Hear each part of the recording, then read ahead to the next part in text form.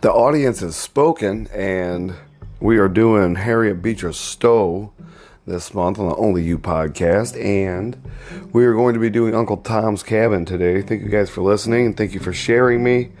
And I did see that some of you actually did share the podcast. I do appreciate that. Made me feel good to see the audience go up. I do appreciate that. This is July. It's Minority Mental Health Awareness Month, and you never know who's going through what out there. And we all go through these little cycles in life, and they're usually in threes. Like if you get a scratch on your arm, it heals in threes. You know, you break a bone, it heals in 3 months.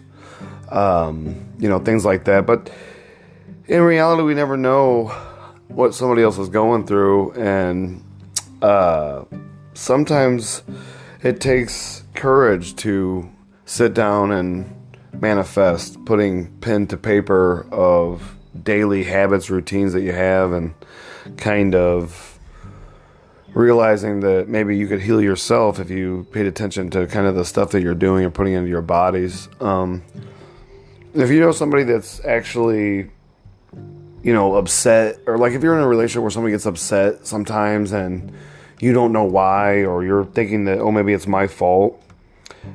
Maybe that person has what's called an anxious attachment style.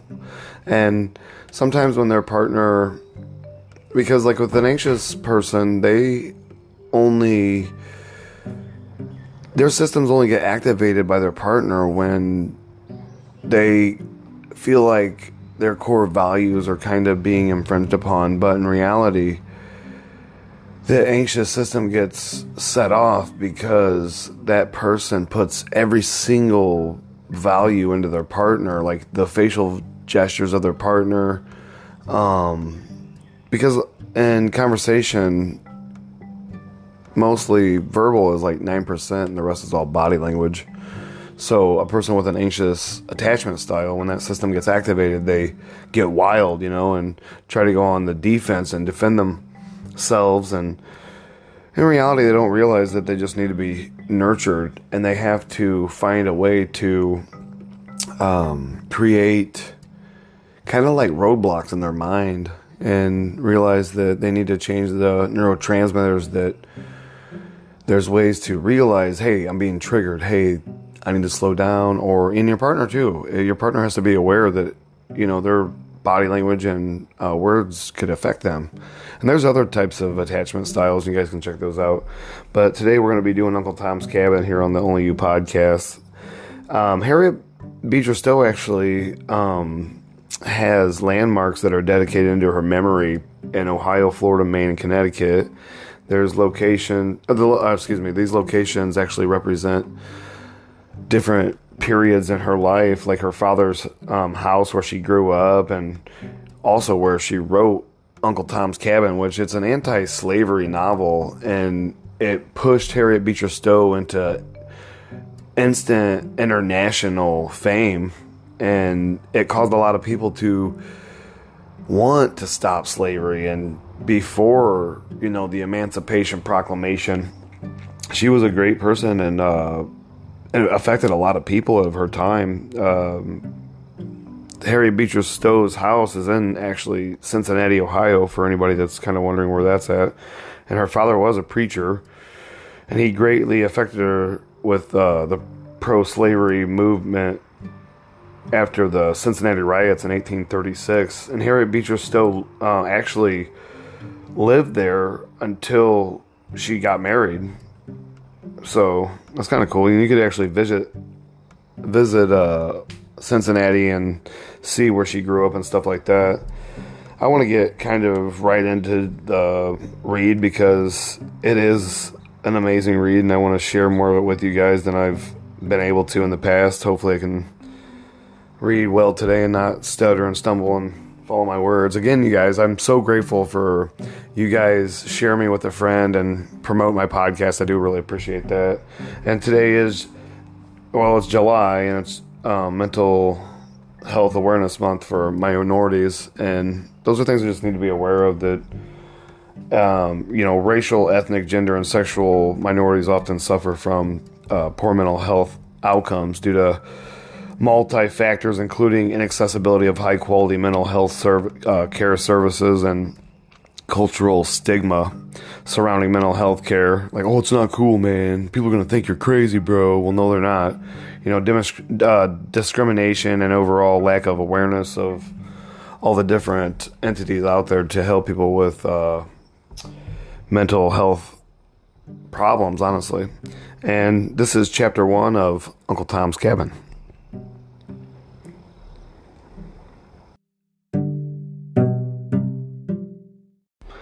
Late in the afternoon of a chilly day in February, 2 gentlemen were sitting alone over their wine in a well-furnished dining parlor in the town of Paducah in Kentucky. There were no servants present, and the gentlemen, with chairs closely approaching, seemed to be discussing some subject with great earnestness. For convenience sake, we have said hitherto 2 gentlemen. One of the parties, however, when critically examined, did not seem, strictly speaking, to come under the species. He was a short, thick-set man with coarse common features, and that swaggering air of the pretension which marks a low man who is trying to elbow his way upward in the world. He was much overdressed in a gaudy vest of many colors, a blue handkerchief bedropped gaily with yellow spots and arranged with a flaunting tie quite in keeping with the general air of the man. His hands, large and coarse, were plentiful, bedecked with rings, and he wore a heavy gold watch chain with a bundle of seals of pretentious size and a great variety of colors attached to it, which in the door of conversation he was in the habit of flourishing and jingling with evident satisfaction. His conversation was in free and easy defiance of Murray's grammar, and was garnished at convenient intervals with various profane expressions, which not even desire to be graphic in our account shall induce us to transcribe. His common, Mr. Shelby, had the appearance of a gentleman, and the arrangements of the house and the general air of the housekeeping indicated easy and even opulent circumstances. As before stated, the 2 were in the midst of an earnest conversation. "This is the way I should arrange the matter," said Mr. Shelby. "I can't make trade that way. I positively can't, Mr. Shelby," said the other, holding up a glass of wine between his eye and the light. "Why, the fact is, Haley, Tom is an uncommon fellow. He is certainly worth the sum anywhere. Steady, honest, capable, manages my whole farm like a clock." "You mean honest niggers go?" said Haley, helping himself to a glass of brandy. "No, I mean really. Tom is a good, steady, sensible, pious fellow. He got religion at a camp meeting 4 years ago, and I believe really did get it. I've trusted him since then, with everything I have, money, house, horses, and let him come and go around the country, and I always found him true, square, in everything. Some folks don't believe that there's pious niggers, Shelby." And Haley said with candid flourish of his hand, "But I do. I had a fellow now, and this year, last night, lot took Orleans. I had a fellow now, and this year last lot I took to Orleans. 'Twas as good as a meeting now, really, to hear that critter pray, and he was quite gentle and quiet like.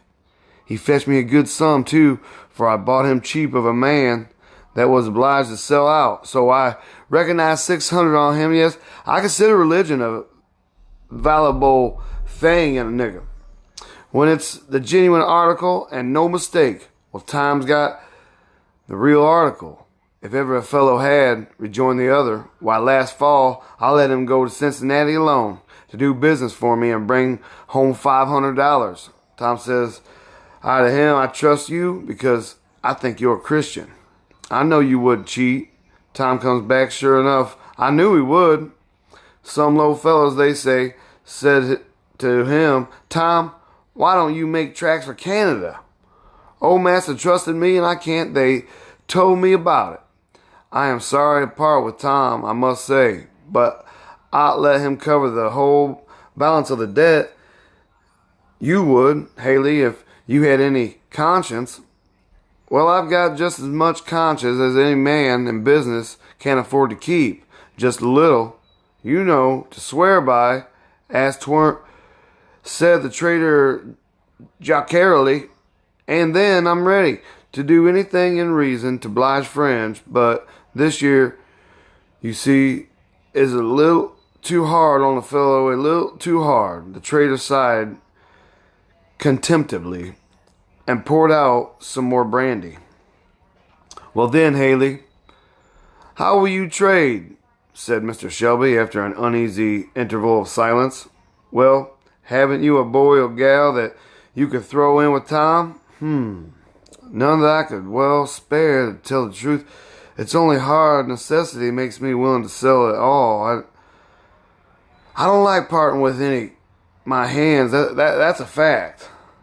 Here the door opened and a small quadrant boy between 4 and 5 years of age entered the room. There was something in his appearance remarkably beautiful and engaging. His black hair, fine as floss silk, hung in the glossy curls about his round, dimpled face, while a pair of large dark eyes, full of fire and softness, looked out from beneath the rich, long lashes as he peered curiously into the apartment. A gay robe of scarlet and yellow plaid, carefully made and neatly fitted, set off to advantage the dark and rich style of his beauty, and a certain comic air of assurance blended with bashfulness showed that he had been not unused to being petted and noticed by his master. "Hello, Jim Crow," said Mr. Shelby, whistling, and snapped a bunch of raisins toward him. "Pick up that now." The child scampered with all his little strength after the prize, while his masters laughed. "Come here, little Jim Crow," said he. The child came, and the master patted the curly head and chucked him under the chin. "Now, Jim, show this gentleman how you can dance and sing," the boy commenced. One of those wild, grotesque songs common among the Negroes, and a rich, clear voice accompanying his singing with many comic evolutions of the hands, feet, and whole body, all in perfect time to the music. "Bravo," said Mr. Haley, throwing him a quarter of an orange. "Now, Jim, walk like an Uncle Cujo when he had that rheumatism," said his master. Instantly, the flexible limbs of the child assumed the appearance of the deformity and distortion, as with back humped up and his master's stick in his hand, he hobbled about the room, his childish face drawn into a doleful pucker, and spitting from right to left in imitation of an old man. Both gentlemen laughed uproariously. "Now, Jim," said his master, "show us how Elder Robbins leads the psalms." The boy drew his chubby face down to formidable length and commenced toning a psalm tune through his nose with impeccable gravity. "Hurrah! Bravo!" "What a young'un," said Ailey. "That's a chap's case, I promise you." "Tell you what," said he, suddenly clapping his hand on Shelby's shoulder, "fling that chap, and I'll settle business. I will. Come now, if that ain't doing the thing up about the rightest." At this moment, the door was pushed gently open, and a young quadrant woman, apparently about 25, entered the room. There need only a glance from the child to her to identify her as its mother. There was the same rich, full dark eye, with its long lashes, the same ripples of the silky black hair. The brown of her complexion gave way on the cheek to a perceptible flush, which deepened as she saw the gaze of the strange man fixed upon her in bold and undisgusted admiration. Her dress was of the neatest possible fit, and set off to advantage her finely molded shape.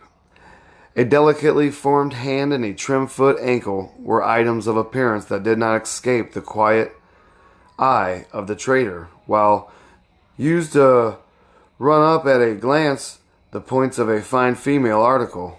"Well, Eliza," said her master, as she stopped and looked hesitantly at him. "I was looking for Harry. Please, sir." And the boy bounded toward her, showing his spoils, which he had gathered in the skirt of his robe. "Well, take him away, then," said Mr. Shelby, and hastily she withdrew, carrying the child on her arm. "By Jupiter," said the trader, turning to him in admiration, "there's an article. Now, you might make your fortune on that ar girl in Orleans any day. I've seen over 1,000 in my day paid down for gals not a bit handsomer." "I don't want to make my fortune on her," said Mr. Shelby dryly, and seeking to turn the conversation, he uncorked a bottle of fresh wine and asked his companion's opinion of it. "Capital, sir. First chop," said the trader. Then turning and slapping his hand firmly on Shelby's shoulder, he added, "Come, how will you trade about that gal? What shall I say for her? What'll you take?" "Mr. Haley, she is not to be sold," said Shelby. "My wife would not part with her for her weight in gold." Women always say things, 'course they hadn't no sort of calculations. Just show 'em how many watches, feathers, and trinkets one's weight in gold would be, and that alters the case, I reckon. "I tell you, Haley, this must not be spoken of. I say no, and I mean no," said Shelby decidingly. "Well, you'll let me have the boy, though," said the trader. "You must own I've come down pretty handsomely for him." "What on earth can you want from the child?" said Shelby. "Why, I've got a friend that's going in this year branch of this business, wants to buy up handsome boys to raise for the market. Fancy articles entirely sell for waiters and so on to rich uns that can pay for handsome uns. It sets off one of ye great places in real handsome boy to open up doorway and tend. They fetch a good sum, and this little devil is such a comical musical concern, he's just the article. I would rather not sell him," said Mr. Shelby thoughtfully. "The fact is, sir, I'm a humane man, and I hate to take the boy from his mamma, sir." "Oh, you do, la?" said. "Yes, something of that nature. I understand perfectly. It is might unpleasant getting on with women. Sometimes I always hate these year screeching, screaming times. They are mighty unpleasant, but as I manages business, I generally avoids 'em, sir. Now, what if you get the gal off a day or a week or so, then the thing's done quietly all over before she comes home. Your wife might get her some earrings or a new gown or some trunk to make her up with her.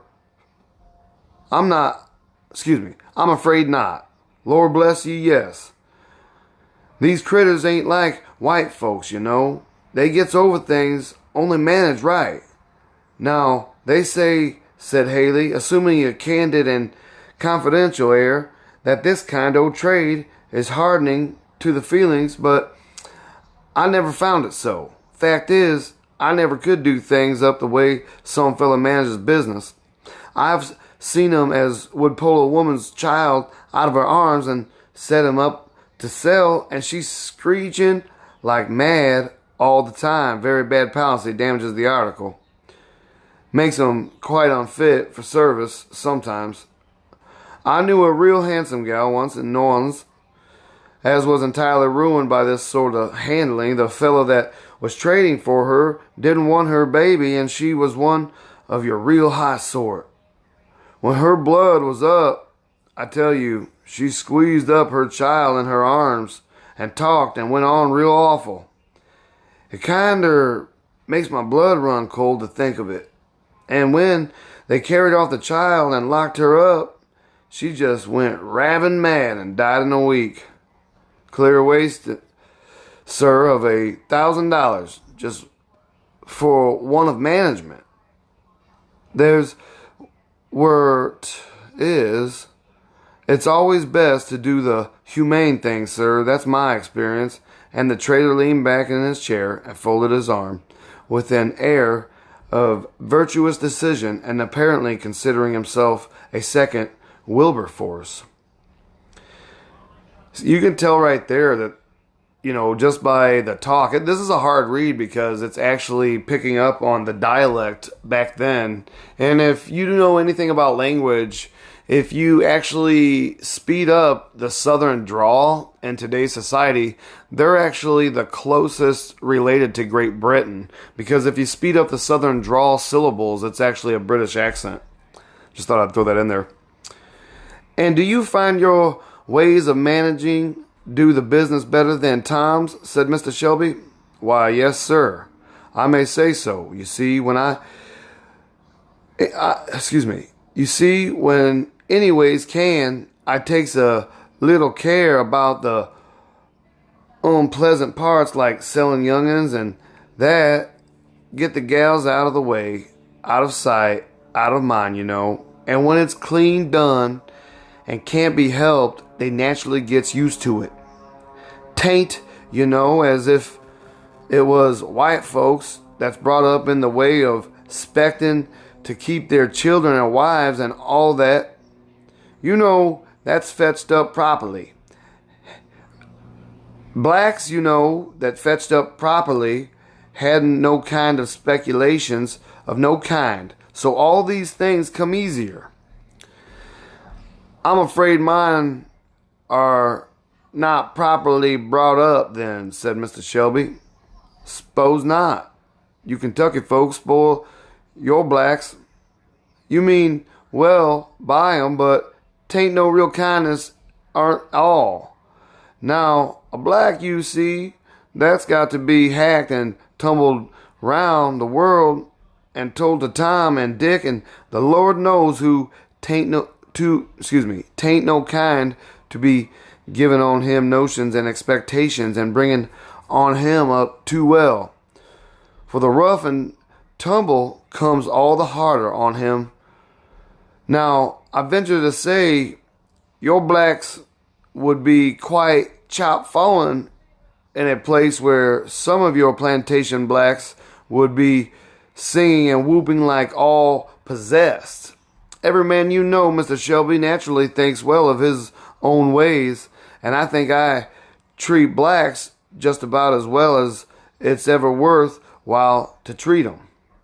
It's a happy thing to be satisfied, said Mr. Shelby, with a slight shrug and some perceptible feelings of a disagreeable nature. Well, said Mr. Haley, after they had both spoke silently, pick their nuts for a season. What do you say? I'll think the matter over and talk with my wife, said Mr. Shelby. Meantime, Haley, if you want the matter carried on in the quiet way you speak of, you'd best not let your business in this neighborhood be known. It will get out among my boys, and it will not be particularly quiet business getting away any of my fellows. If they know it, I'll promise you. Oh, certainly, by all means, Mum. Of course, but I'll tell you, in a devil of a hurry, and shall want to know as soon as possible what I may depend on, said he, raising and putting on his overcoat. Well, call up this evening between 6 and 7. You shall have my answer, said Mr. Shelby, and the trader bowed himself out of the apartment. I'd like to have been able to kick the fellow down the steps, said he to himself as he saw the door fairly close, with the impudent assurance, but he knows how much he has me at advantage. If anybody had ever said to me that I should sell Tom down south to one of those rascally traders, I should have said, is thy servant a dog, that he should do this thing? And now it must come, for aught I see, and Eliza's child too.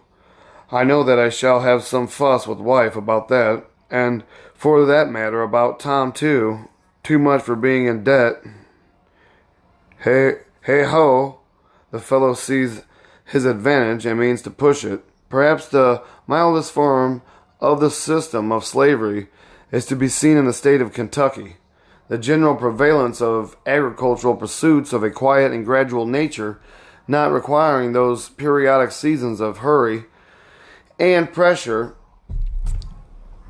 that are called in the business of more southern districts, makes the task of the Negro a more healthful and reasonable one, while the master, content with a more gradual style of acquisition, has not those temptations to hard-heartedness which always overcome frail human nature when the prospect of sudden and rapid gain is weighed in the balance with no heavier counterpoise than the interest of the helpless and unprotected.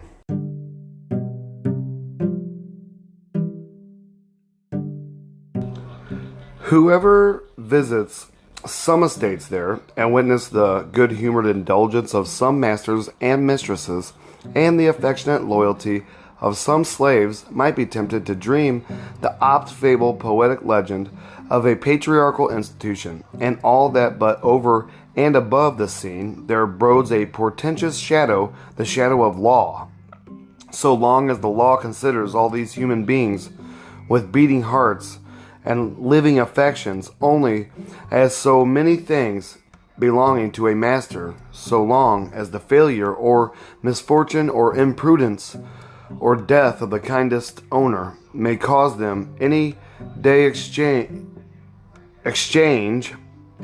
of life of kind protection and indulgence for one of hopeless misery and toil, so long it is impossible to make anything beautiful or desirable in the best regulated administration of slavery.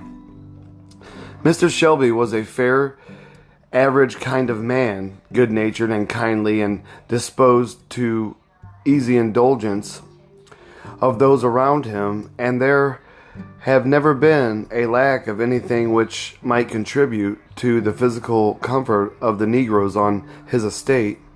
He had, however, speculated largely and quite loosely, had involved himself deeply, and his notes to a large amount had come into the hands of Haley, and this small piece of information is the key to the preceding conversation.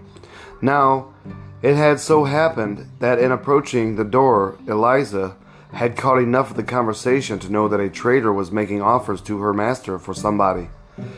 She would gladly have stopped at the door to listen as she came out, but her mistress just then calling, she was obliged to hasten away. Still, she thought she heard the trader making an offer for her boy. Could she be mistaken? Her heart swelled and throbbed, and she involuntarily strained him so tight that the little fellow looked up into her face in astonishment. "Eliza, girl, what ails you today?" said her mistress. When Eliza had upset the wash pitcher, knocked down the workstand, and finally was abstractedly offering her mistress a long nightgown in place of a silk dress she had ordered her to bring from the wardrobe, Eliza started. "Oh, missus," she said, raising her eyes, then bursting into tears. She sat down in a chair and began sobbing. "Why, Eliza, what ails you?" said her mistress. "Oh, missus, said Eliza. "There's been a trader talking with master in the parlor. I heard him." "Well, silly child, suppose there has?" "Oh, missus, do you suppose massa would sell my Harry?" And the poor creature threw herself into a chair and sobbed convulsively. "Sell him? No, you foolish girl. You know your master never deals with those southern traders, and never means to sell any of his servants, as long as they behave well. Why, you silly child, why do you think would want to buy your Harry? Or excuse me, who do you think would want to buy your Harry? Do you think all the world are set on him as you are, you goosey? Come, cheer up and hook my dress. There now, put my back hair up in that pretty braid you learned the other day, and Don't go listening at the door anymore." "Well, but missus, you never would give your consent to... Nonsense, child. To be sure, I hadn't. What do you talk so for? I would as soon have been of my own children sold. But really, Eliza, you are getting altogether too proud of that little fellow. A man can't put his nose into the door, but you think he must be coming to buy him." Reassured by her mistress' confident tone, Eliza proceeded nimbly and adroitly with her toilet, laughing at her own fears as she proceeded. Miss Shelby was a woman of high class, both intellectually and morally. To that nature, magnanimity, and generosity of mind which one often marks as characteristic of the woman of Kentucky, she added high moral and religious sensibility and principle, carried out with great energy and ability into practical results. Her husband, who made no professions to any particular religious character, nevertheless reverenced and respected the consistency of hers, and stood perhaps a little in it, was that he gave her unlimited scope in all her benevolent efforts for the comfort, instruction, and improvement of her servants, though he never took any decided part in himself. In fact, if not exactly a believer in the doctrine of the efficiency of the extra good works of saints, he really seemed somehow or other to fancy that his wife had piety and benevolence enough for two to indulge a shadowy expectation of getting into heaven through her superabundance of qualities, to which he made no particular pretension.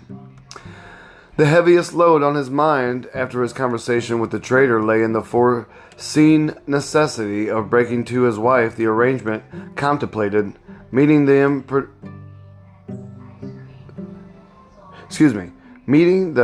importunities and opposition which he knew he should have reason to encounter. Mrs. Shelby being entirely ignorant of her husband's embarrassments, and knowing only the general kindness of his temper, had been quite sincere in the entire incredibility with which she had met Eliza's suspicions. In fact, she dismissed the matter from her mind without a second thought, and being occupied in preparations for an event visit, it passed out of her thoughts entirely. Chapter 2. The Mother. Eliza had been brought up by her mistress from girlhood as a petted and indulged favorite. The traveler in the South must often have remarked that particular air of refinement, that softness of voice and manner which seems in many cases to be a particular gift to the quadroon and mulatto women. And mulatto, I thought mulatto was like white and black, or maybe like a yellow bone African American. These natural graces in the quadrant are often united with beauty of the most dazzling kind, and in most every case with a personal appearance prepossessing and agreeable. Eliza, such as we have described her, is not a fancy sketch, but taken from remembrance as we saw her years ago in Kentucky. Save for under the protecting care of her mistress, Eliza had reached maturity without those temptations which make beauty so fatal an inheritance to a slave. She had been married to a bright and talented young mulatto man who was a slave on a neighboring estate and bore the name of George Harris. This young man had been hired out by his master to work in a bagging factory where his adroitness and ingenuity caused him to be considered the first hand in the place. He had invented a machine for the cleaning of a hemp which, considering the education and circumstances of the inventor, displayed quite as much mechanical genius as Whitney's cotton gin. He was posed of a handsome person in a pleasing manner and was a general favorite in the factory. Nevertheless, as this young man was in the eye of the law not a man but a thing, all these superior qualifications were subject to the control of a vulgar, narrow-minded, tyrannical master. This same gentleman, having heard of the fame of George's invention, took a ride over to the factory to see what the intelligent chattel had been about. He was received with great enthusiasm by the employer, who congratulated him on his possessing such a valuable slave. He was waited upon over the factory, shown the machinery by George, who, in high spirits, talked so fluently, held himself so erect, looked so handsome and manly, that his master began to feel an uneasy consciousness of inferiority. What business had his slave to be marching around the country, inventing machines and holding up his head among gentlemen? He'd soon put a stop to it. He'd take him back and put him to hoeing and digging, and see if he'd step about so smart. Accordingly, to the manufacturer and all hands concerned were astounded when he suddenly demanded George's wages and announced his intention of taking him home. But Mr. Harris remonstrated, "The manufacturer isn't rather sudden?" "What if it is? Isn't the man mine?"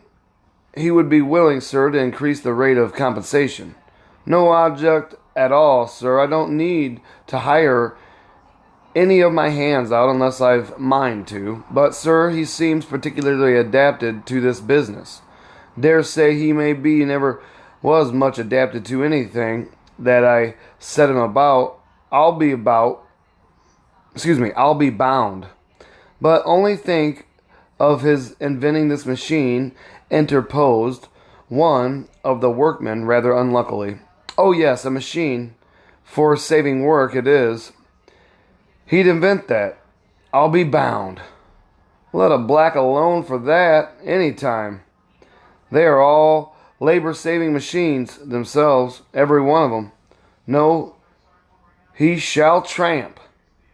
George had stood like one transfixed at hearing his doom thus suddenly pronounced by a power that he knew was irresistible.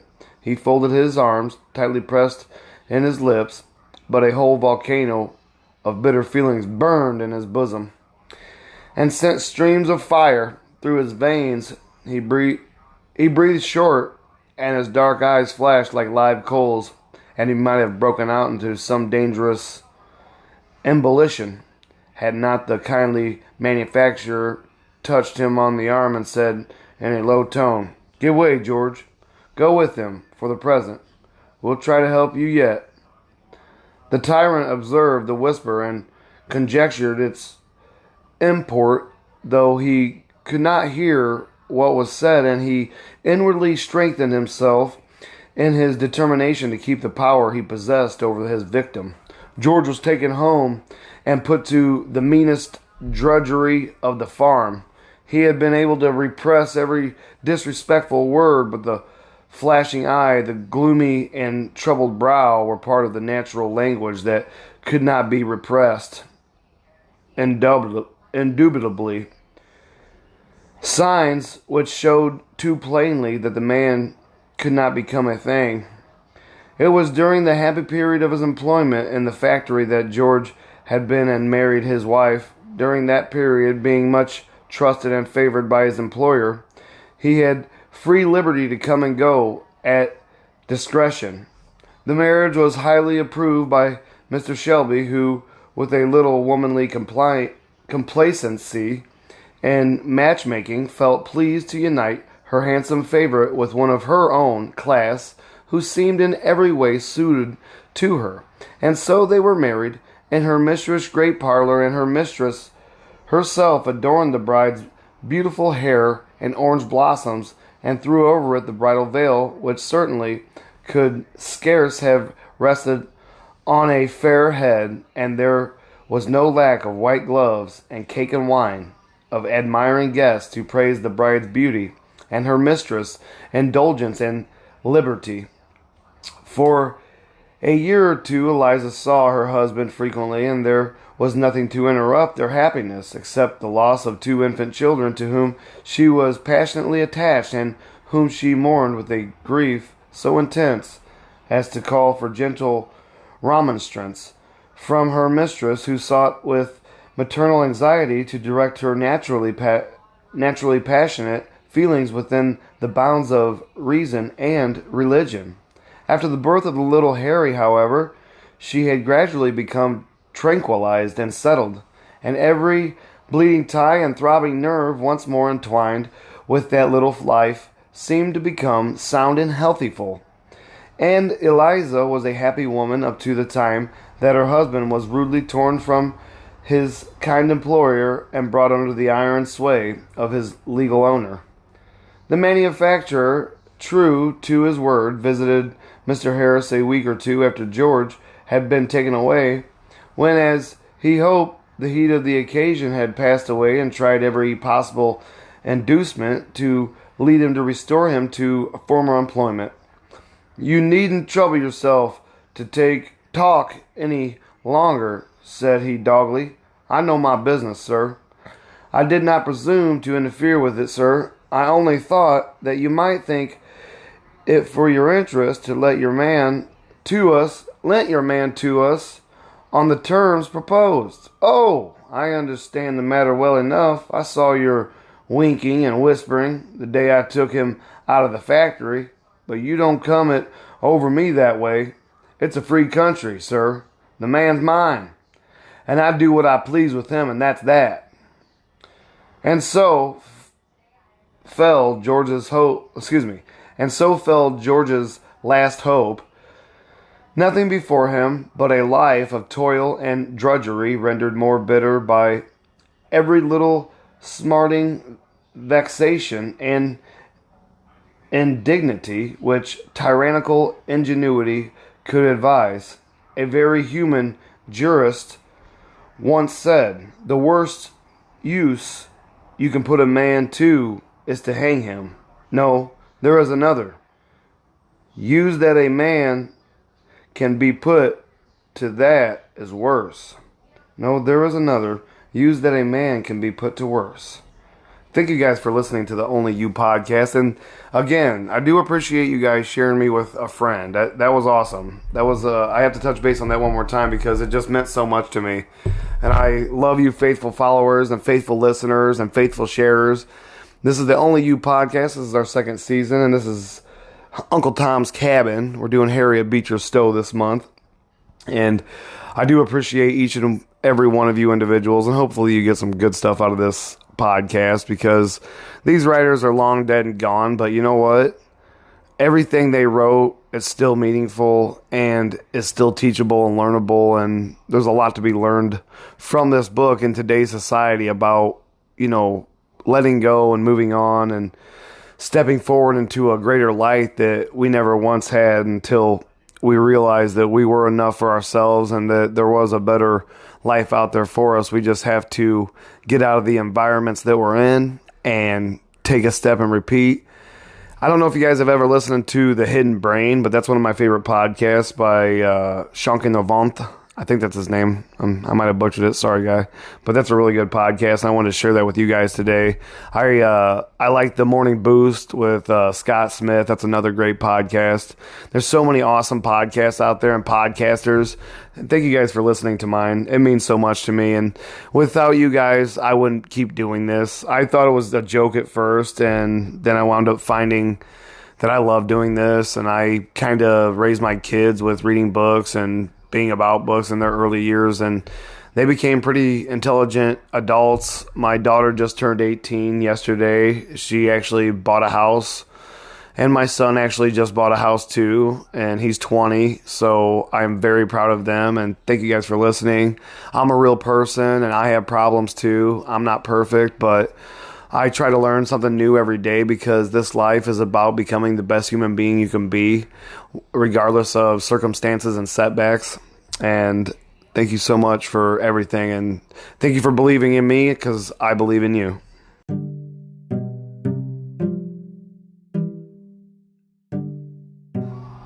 Chapter 3. The Husband and the Father.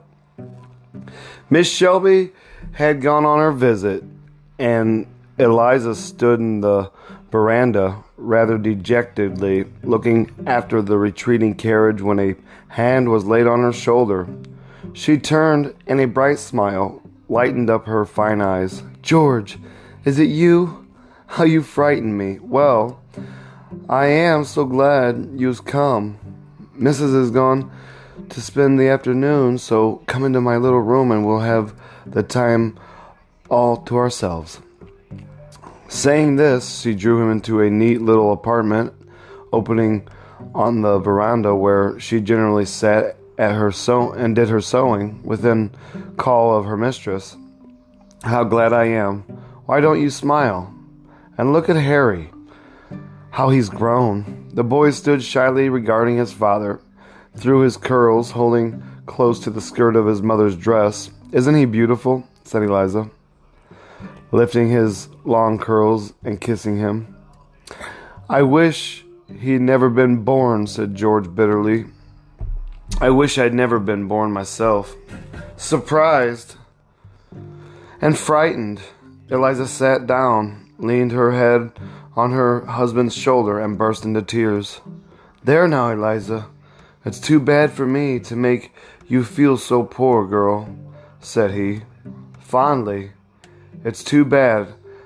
Oh, how I wish you would never had seen me. You might have been happy." George, how can you talk so? What dreadful thing has happened or is going to happen? I'm sure we've been very happy till lately." "So we have, dear," said George. Then, drawing his child on his knee, he gazed intently in his glorious dark eyes and passed hands through his long curls. "Just like you, Eliza. And you are the handsomest woman I ever saw, and the best one I ever wished to see. But oh, I wish I'd never seen you, nor you me. Oh, George, how can you? Yes, Eliza, it's all misery. Misery. My life is bitter as wormwood. The very life is burning out of me. I'm a poor, miserable, forlorn drudge. I shall only drag you down with me, that's all. That's the use of our trying to do anything, trying to know anything, trying to be anything. That's the use of living. I wish I was dead." I want to pause right there and say that I know a lot of us out there have been through this in our life and felt this way too. And this is the stuff that we're talking about. These are the episodes that we go through in life that we have to learn how to, reach out and get help with sometimes. "Oh, now, dear George, that is really wicked. I know how you feel, losing your place in the factory, and you have hard master. And you have a hard master, but pray, be patient, and perhaps something." "Patient," said he, interrupting her. "Haven't I been patient? Did I say a word when he came and took me away for no earthly reason from the place where everybody was kind to me? I've paid him truly every cent of my earnings, and they all say I work well." "Well, it is dreadful," said Eliza. "But after all he is your master, "My master? And who made him my master? That's what I think of. What right has he to me? I'm a man as much as he is. I'm a better man than he is. I know more about business than he does. I am a better manager than he is. I can read better than he can. I can write a better hand, and I've learned it all myself. And no thanks to him, I've learned it in spite of him. And now, what right has he to make a dray horse of me, to take me from things I can do and do better than he can, and put me to work that any horse can do? He tries to do it. He says he'll bring me down and humble me, and he puts me to just the hardest, meanest, and dirtiest work on purpose. Oh, George, you frighten me." Why, I never heard you talk so. I'm afraid you'll do something dreadful. I don't wonder at your feelings at all, but oh, do be careful, do for my sake, for Harry's. I have been careful, and I have been patient. It's growing worse and worse, flesh and blood. Can't bear it any longer. Every chance he can get to insult and torment me, he takes. I thought I could do my work well and keep quiet, and have some time to read and learn out of work hours. But the more he sees I can do, the more he loads on me. He says that enough, I don't say anything. He says that though I don't say anything, he sees I've got the devil in me, and he means to bring it out. And one of these days it will come out in a way he won't like. And I'm mistaken. Or am I mistaken? Oh dear, what shall we do? Said Eliza mournfully. It was only yesterday, said George, as I was busily loading stones into a cart, that young Master Tom stood there slashing his whip so near the horse that the creature was frightened. I asked him to stop as pleasant as I could. He just kept right on. I begged him again. And then he turned on me and began striking me. I held his hand, and then he screamed and kicked and ran to his father. I told him that I was fighting him. He came in a rage and said he'd teach me who was my master. He tied me to a tree and cut switches for young master and told him that he might whoop me till he was tired. And he did do it, if I don't make him remember it sometime. And the brow of the young man grew dark, and his eyes burned with an expression that made his young wife tremble. Who made that man my master? That's what I want to know, he said. Well, said Eliza mournfully, I always thought that I must obey my master and mistress, or I couldn't be a Christian. Sheesh, is that not that's unreal, man. It's unfortunate. There is some sense in it. In your case, they have brought you up like a child, fed you, clothed you, indulged you, and taught you, so that you have a good education. That is some reason why they should claim you. But I have been kicked and cuffed and sworn at, and at the best only let alone. And what do I owe? I've paid for all my keeping 100 times over. I won't bear it. No, I won't, he said, clenching his hand with a fierce frown. Eliza trembled and was silent. She had never seen her husband in this mood before, and her gentle system of ethics seemed to bend like a reed in the surges of such passions. You know poor little Carlo that you gave me, added George. The creature has been about all the comfort that I've had. He has slept with me nights and followed me around days, and kind of looked at me as if he understood how I felt. Well, the other day, I was just feeding him with a few old scraps I picked up by the kitchen door, and Master come along and said I was feeding him at his expense, and that he couldn't afford to have any black keeping his dog, and ordered me to tie a stone to his neck and throw him in the pond. Oh, George, you didn't do it. Do it? Not I, but he did. Master and Tom pelted the poor drowning creature with a stone, poor thing. He looked at me so mournfully as if he wondered why I didn't save him. I had to take a flogging because I wouldn't do it myself. I don't care. Master will find out that I'm one that whipping won't tame. My day will come yet, if he don't look out. What are you going to do? Oh, George, don't do anything wicked. If you only trust in God and try to do right, He'll deliver you. I ain't a Christian like you, Eliza. My heart's full of bitterness. I can't trust in God. Why does he let things be so? Oh, George, we must have faith. Mistress says that when all things go wrong to us, we must believe that God is doing the very best. That's easy to say for people that are sitting on their sofas and riding in their carriages, but let them be where I am. I guess it would come some harder. I wish I could be, but my heart burns and can't be reconciled anyhow. You couldn't in my place. You can't now. If I tell you, I've got to say, you don't know the whole yet. What can't be coming now? Well, lately, Master hasn't been saying that he was a fool to me. Oh, excuse me.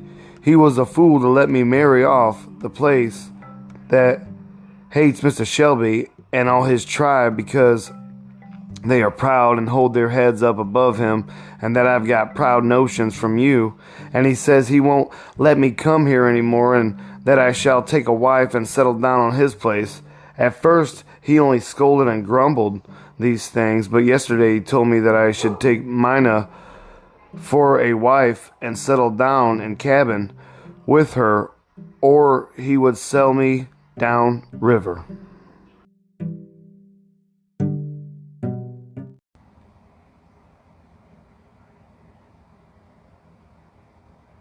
Why, but you were married to me by the minister as much as if you'd been a white man, said Eliza simply. Don't you know a slave can't be married? There is no law in this country for that. I can't hold you for my wife if he chooses to part us. That's why I wish I'd never met you. Why I wish I'd never been born. It would have been better for us both. It would have been better for this poor child if he had never been born. All this may happen to him yet. Oh, but Master is so kind. Yes, but who knows? He may die, and then he may be sold, and then he may be sold to nobody knows who. What pleasure is it that he is handsome and smart and bright? I tell you, Eliza, that a sword will pierce through your soul for every good and pleasant thing your child is or has. It will make him worth too much for you to keep. The words smote heavily on Eliza's heart. The vision of the traitor came before her eyes, and, as if someone had struck her a deadly blow, she turned pale and gasped for breath. She looked nervously out of the veranda where the boy tied of the grave conversation had retired, and where he was riding triumphantly up and down on Mr. Shelby's walk-stick. She would have spoken to tell her husband her fears, but checked herself. No, he has enough to bear, poor fellow, she thought. No, I won't tell him. Besides, it ain't true. Mrs. Nevergone deceives us.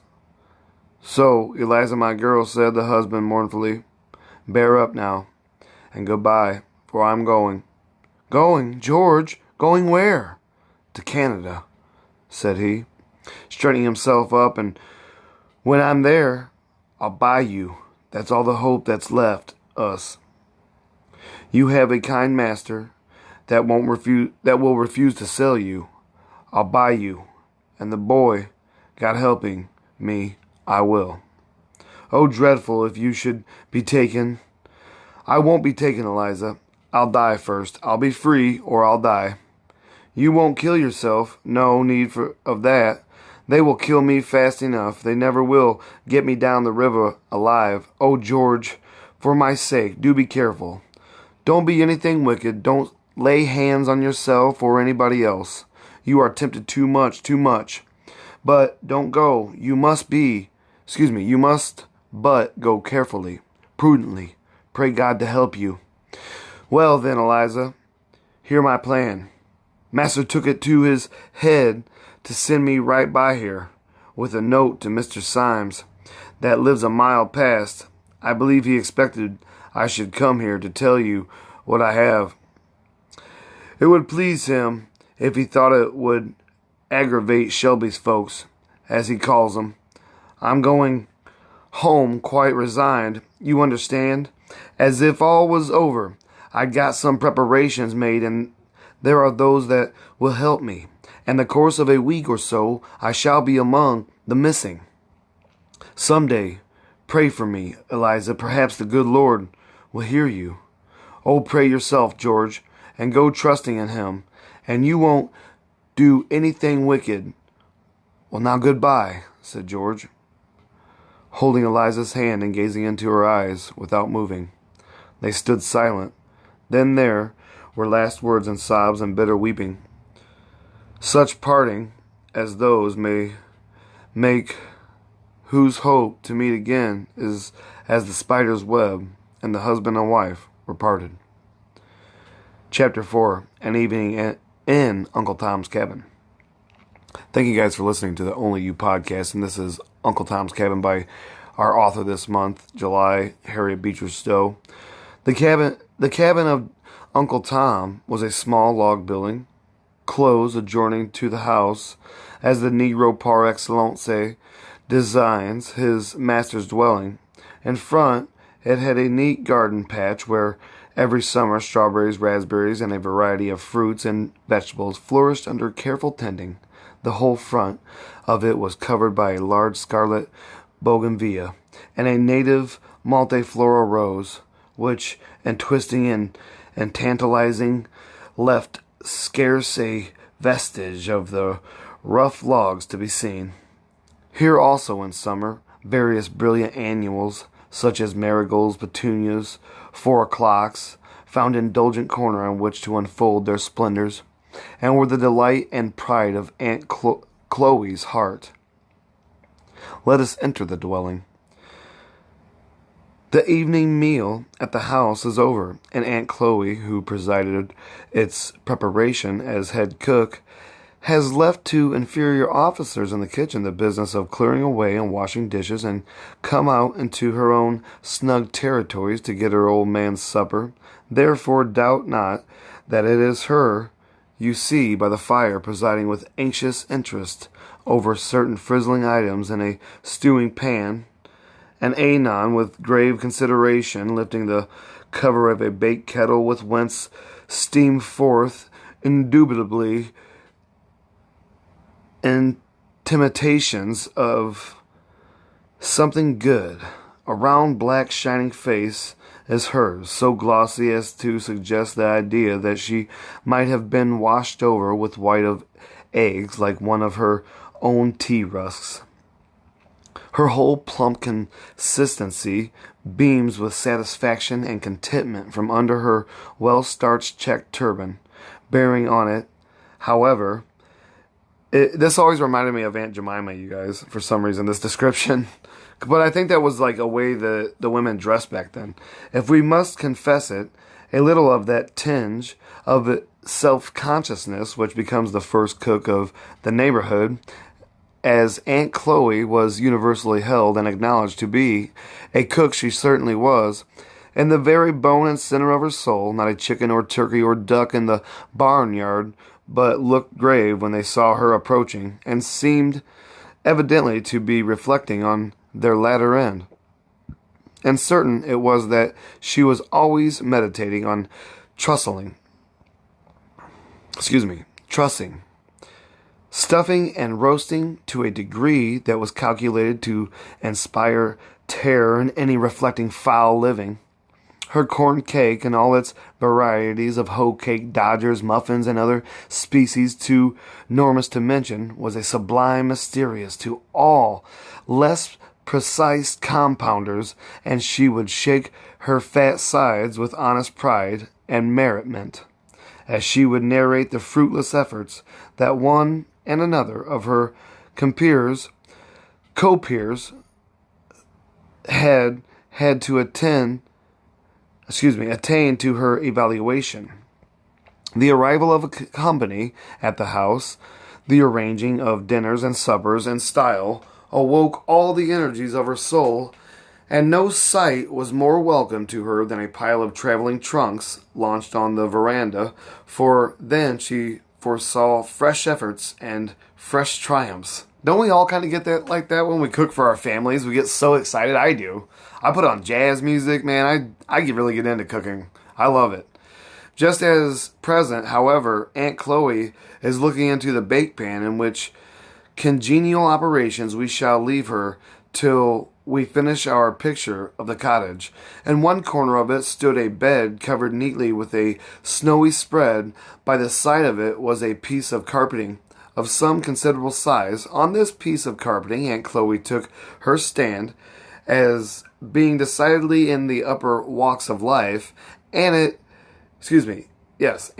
and the bed which it lay, and the whole corner, in fact, were treated with disgusted consideration and made so far as possible sacred from the marauding inroads and desecrations of little folks. That was a lot, you guys. Sheesh, that was a lot of words. Thank you for listening to the Only You podcast. In fact, that corner was the drawing room of the establishment.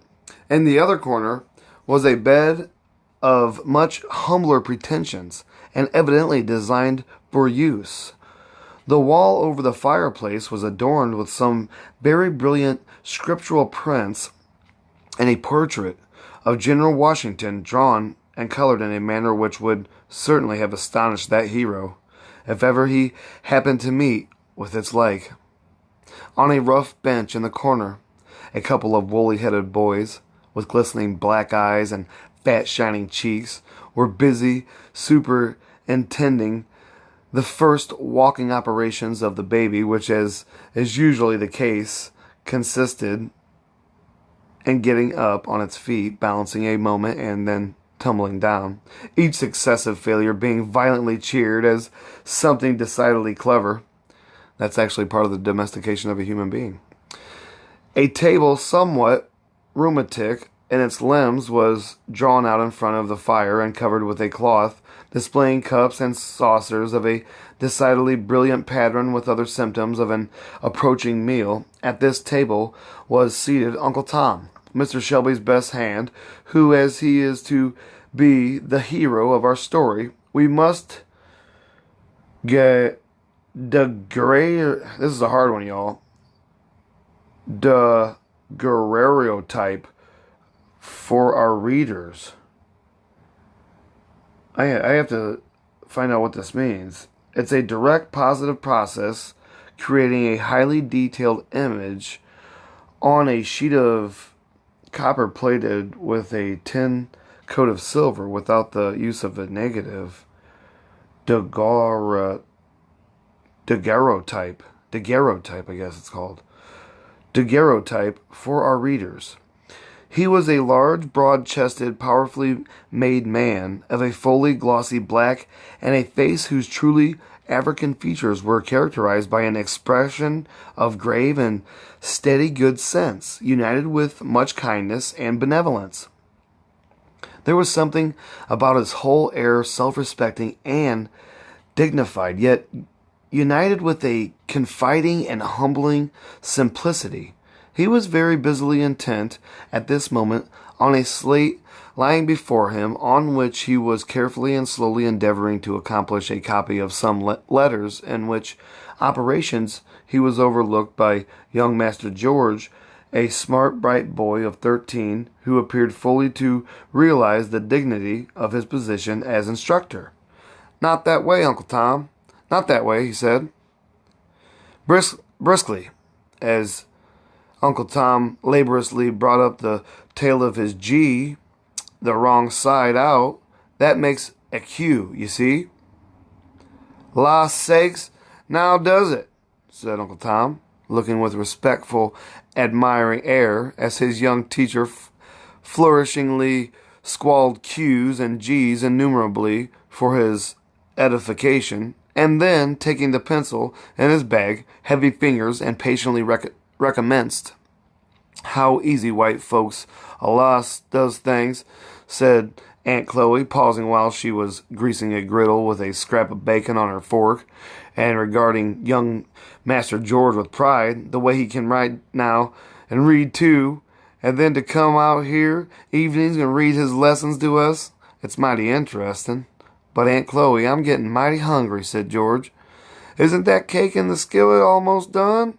Moses, done, Master George, said Chloe, lifting the lid and peering in. Browning beautifully. A real lovely brown, Let me alone for that, missus. Let Sally try to make some cake. T'other day, just larnt her.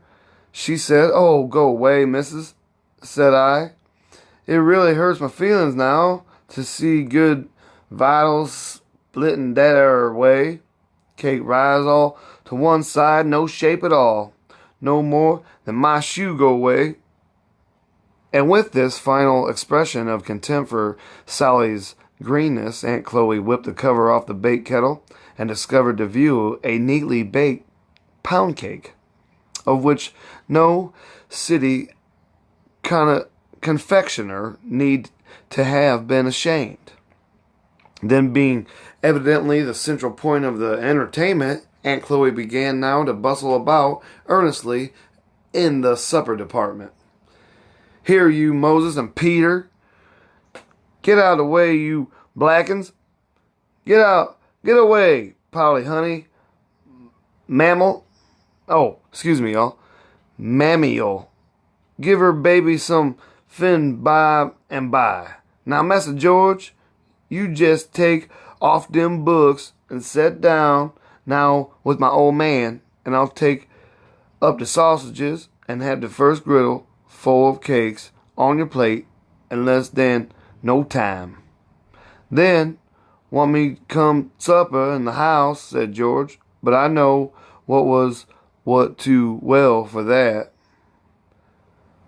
Aunt Chloe. But I knew what was what too well for that, Aunt Chloe.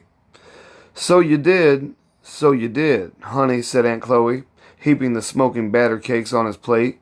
You know your old auntie keep the best for you. Oh, let you alone for that. Go away.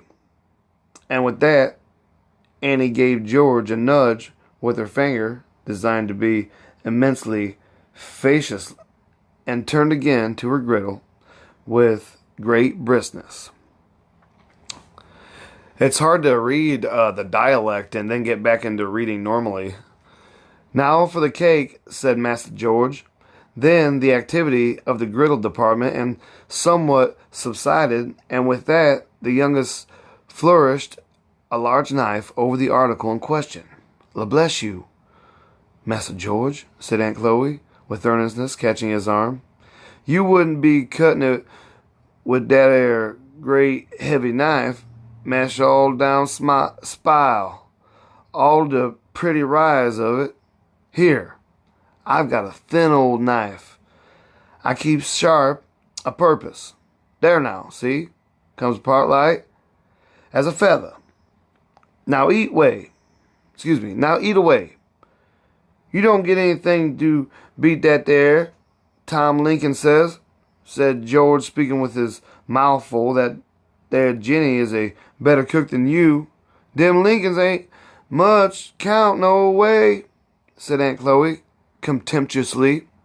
I mean, said alongside our folks, these spectable folks, enough in a kind of plain way, but as to getting up anything in style, they don't begin to have a notion on it, said Master Lincoln. Now alongside Master Shelby, good Lord, and Mrs. Lincoln, can she kinder sweep it into a room like my missus, so kinder splendid, you know? Oh, go away. Don't tell 'em nothing of them Lincolns. And Aunt Chloe tossed her head as one who hoped she did know something of the world. Well, enough. I've heard you say, said George, that Jenny was pretty fair cook. So I did, said Aunt Chloe. I may say that. Good plain common cooking. Jenny'll do. Make a good phone old bread pile. Her taters fair. Her corn cakes isn't extra. Not extra now. Jenny's corn cakes isn't, but then there's fair. But Laura come to de higher branches, and what can she do? Why, she makes pies, sortin' she does, but was kinder crust. Can she make your real flaky paste as melts in your mouth and lies all up like a puff? Now, I went over there when Miss Mary was gwine to be married. Oh, yeah, okay, see. I went over thar when Miss Mary was gwine to be married, and Jenny just showed me the wedding pies. Jenny and I is good friends, you know. I never say nothing, but go long, Master George. Why, I shouldn't sleep a wink for a week if I had a batch of pies like them there. Why, they want no count at all. No count at all. I suppose Jenny thought they were ever so nice, said George. Thought so, didn't she? There she was, showing 'em, as innocent. Yet see, it's just here, Jenny. Don't know. Lord. The family ain't nothing. She can be 'spected to know 'tain't no fault o' him. Oh, Master George, you doesn't know half your privileges in ye family bringing up. Her Aunt Chloe sighed and rolled up her eyes with emotion. I'm sure, Aunt Chloe, I understand my pie and pudding privileges, said George. Ask Tom Lincoln if I don't crow over him every time I meet him. Aunt Chloe sat back in her chair and indulged in a heavy gnaw of laughter at this wittyism of young masses, laughing till the tears rolled down her black shining cheeks, and varying the exercise with playful slapping and poking Master Georgery, and telling him to go away, and that he was a case that he was fit to kill her, and that he sartin would kill her. He sartin would kill her. One of these days, and between each of these predictions going off into laughter, each longer and stronger than the other, till George really began to think that he was a very dangerous, witty fellow, and that it became him to be careful how talked as funny as he could. And so you telled Tom, did ye? Oh, Lord. What young'uns will be up ter? Ye crowded over Tom. Oh, Lord, Master George, if you wouldn't make a hornbug laugh. Yes, said George. I says to him, Tom, you ought to see some of Aunt Chloe's pies. They the right sort, I say. Pity now, Tom couldn't, said Aunt Chloe, on whose benevolent heart the idea of Tom's benighted condition seemed to make a strong impression. You oughter just ask him here to dinner some o' these times, Master George, she added. It would look quite pretty of ye. You know, Master George, you oughtn't feel above nobody on account of your privileges, 'cause all our privileges is getting to us, when ought always to remember that, said Aunt Chloe, looking quite serious. And you guys, this is really actually hard to read because it's talking in a different dialect. So like I think this is like always is AL''AYS. And when your brain's trained to see words that you've been reading for 40 years, it's kind of hard to get down the the reading speed and the speaking speed at the same time. Well, I mean to ask Tom here some day next week, said George, and you do your prettiest, Aunt Chloe, and we'll make him stare. Won't we make him eat so he won't get over it for a fortnight? Yes, certain, said Aunt Chloe, delighted. You'll see, Lord, to think of our dinners. Your mind, that ere great chicken pie I made when we gave the dinner to Great Knox, and Mrs., we come pretty near quarreling about that ere crust. What does get into ladies sometimes? I don't know, but sometimes when a body has the heaviest kind of responsibilities on 'em, as ye may say, and is all kind of serious and taken up, D takes that air time to be hanging around and kind of interfering. Now, Mrs., she wanted me to do this way, and she wanted me to do that way, and finally I got kind of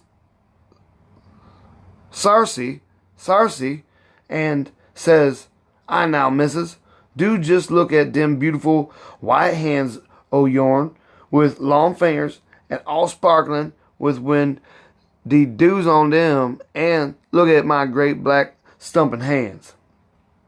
Now, how don't you think that their Lord must have meant me to make the pie crust, and you to stay in the parlor?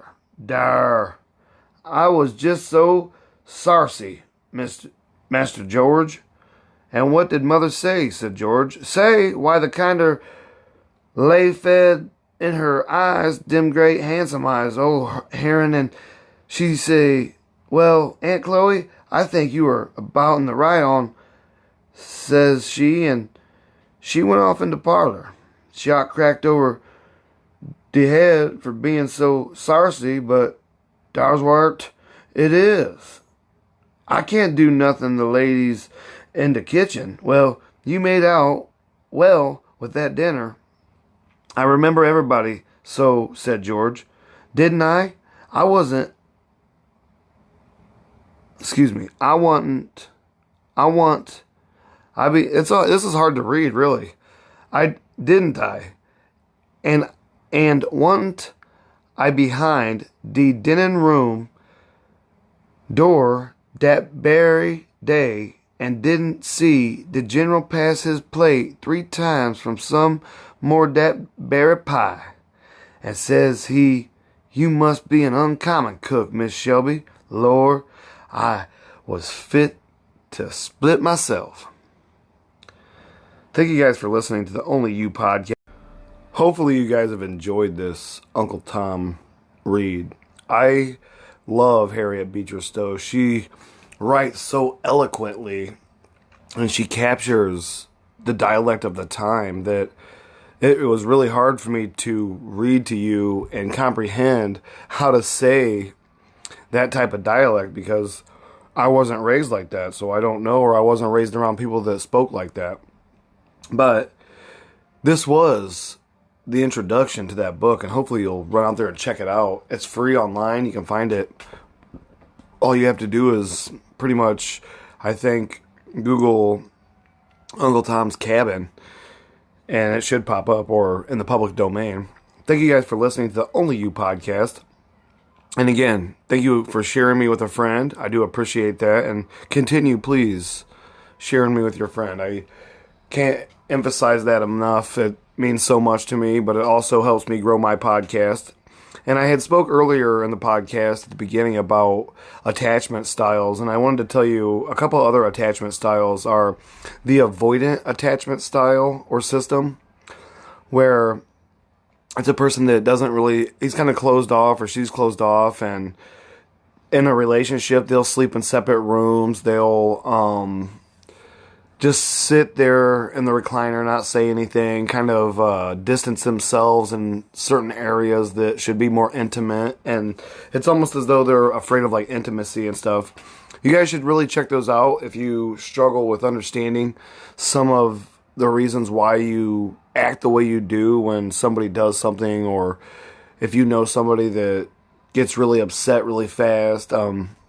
But there is also the secure attachment style, and that's the type of person that can really help a person that's got the anxious attachment style, is the secure attachment style, because they can be loving and nurturing and help that person understand that, hey, if you're more like this, life will get easier, instead of getting so worked up and stressed out and been out of shape, that maybe if we worked on this together and I realized that things I say and do can also affect your system, and it affects how you feel about certain situations. And because an anxious person will push the relationship until it's ended, honestly, and a secure person will continually try to save the relationship and help that person because they're secure enough in themselves and their being that they had, an upbringing of positive and reinforcements and security. And a lot of us lack that because of, economic situations and parental separations and stuff like that. But, it is July. It is Minority Mental Health Awareness Month. And I do want to say that that's important to learn about, know about. There's people out there suffering and struggling with mind blowing catastrophic health issues that they don't even know about, because it's not easy for somebody who's sick to see themselves as being psychosis or neurosis or not understanding why they're doing the things they do. And if you read many different types of psychological books, I do believe that you can find the truth in words and in books and in things that we read that other people think about. And I had told you in the past in my other podcast about the Japanese developing that dream brain scanning technology. And the more I thought about that after I had told you about it in that podcast, I had this epiphany about artificial intelligence that at some point they're going to develop a system when you're in your teens, and they're going to call it something like cognitive brainwave workforce testing, something like that along those lines. And you're going to go into facilities like the unemployment office or some job skills match place, and they're going to have this technology where they hook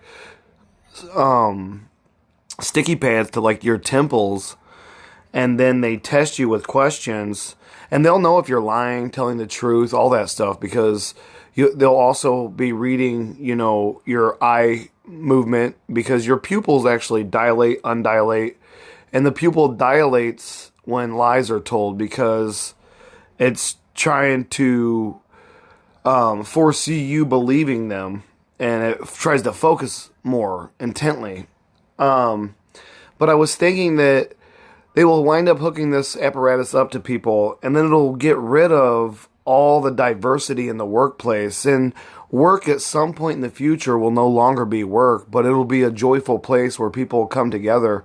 And you've been through the cognitive brainwave workforce testing by that time. So you've been placed in a category of people with similar mentalities, similar upbringings. They'll actually place people for occupations. There'll be occupation placements at some point.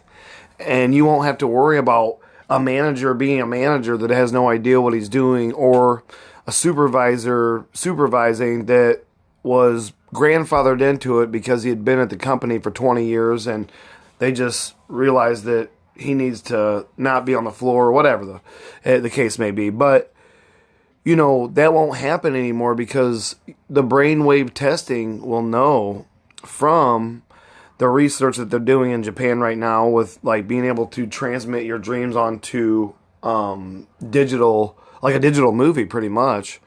They'll be able to tell when you're lying and things too in the future with the artificial intelligence, because they recently have done a test also with artificial intelligence, and they put AI up against the human creativity, and the AI blew the human away with creativity. So there's a lot going on in the artificial intelligence world, and that's where the United States is more leaning to, and that's where kind of like China's leaning to.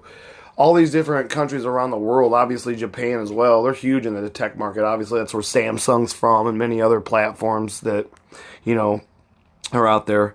Thank you guys for listening, and hopefully you've learned a lot, and hopefully you like my prediction. My prediction in the future is there will be cognitive brainwave workforce testing, and people will be placed appropriately in the occupation that the testing results proved.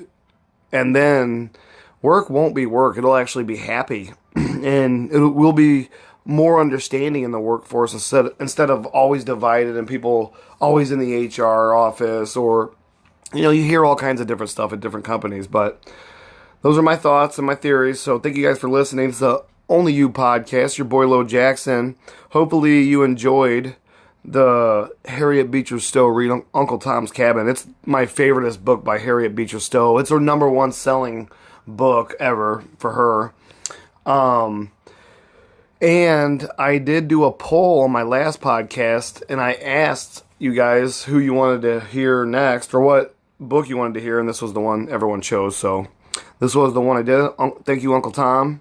And hopefully you'll pick this read up and continue with it, because once you do, I'm telling you, you will not be able to put it down. It'll change your neuroplasticity.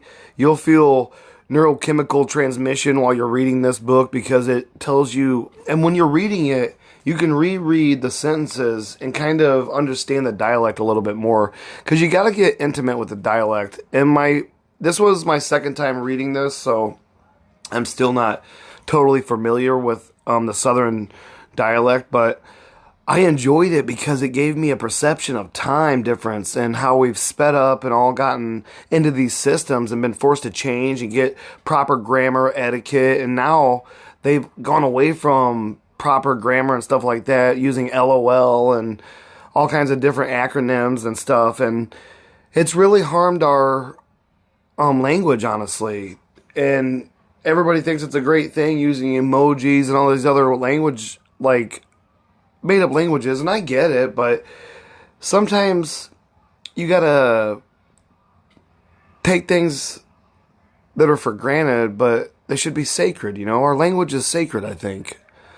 English is important, and it's one of the greatest languages out there because it isn't as sentimental and meaningful as a romantic language, but the English language, I believe, is a Germanic language, and it's just so much more simple than other languages, and it's straightforward, and there's all kinds of different little jokes that you can use, and like the word salad. Would you like a salad? Or that part is solid, or he's solid. Those words are kind of funny. They're similar, they sound the same, but is it solid or ensalad or kind of great, but thank you guys for listening, and I do appreciate you, and please continue sharing me. I really do appreciate it. I've seen a jump in the audience members. I'm grateful. I'm thankful. It's my second season. I'm trying to learn ways to make this podcast better. Like, hopefully this episode's a little bit easier to listen to, because I've been going back and listening to my past episodes, and I realized that I needed a cover for my mic. And that was something I didn't know, because this is a growing, building podcast in the making. And I'm self-made. Nobody taught me how to do this. I just felt like this was something that I wanted to do, and I wanted to put myself out there. And a couple times when I had people at work tell me about it, I got embarrassed and scared and really started panicking for a moment. And then I'm like, you know what? I only live once. I can't let every person that is a critic affect the way I feel and stop me from doing something that, my kids might enjoy later down the road when I'm gone. You never know. And that's kind of why I do the things I do too, is for my kids. So if they wanted to come back and kind of get to know me or know what I was about, they would listen to this and realize that, hey, he was trying to help people, and that's what I'm trying to do here. And hopefully I'm helping somebody out there today. Thank you again for listening. You guys mean so much to me. I love you guys, and come back next time. I'm going to do another great read by Harriet Beecher Stowe next weekend. And I'm feeling like I'm able to do this one every weekend with my schedule with work and stuff, and it's really working out, and hopefully you guys are enjoying hearing a new episode every weekend. I'm trying my best, and I'm really enjoying doing, authors and all their different reads and learning about them, because Harriet Beecher Stowe, what a awesome woman, just be way beyond her time and understanding of the seriousness and intricacies behind slavery and anti-slavery, and how we progressed since then, and how beautiful we have become, even though, the news always wants us to be divided. I don't think we are. I don't feel like that at all. Not 1 ounce. And again, thank you guys for listening. Until next time, it's Harriet Beecher Stowe Month, and it's Minority Mental Health Awareness Month. Thank you so much again.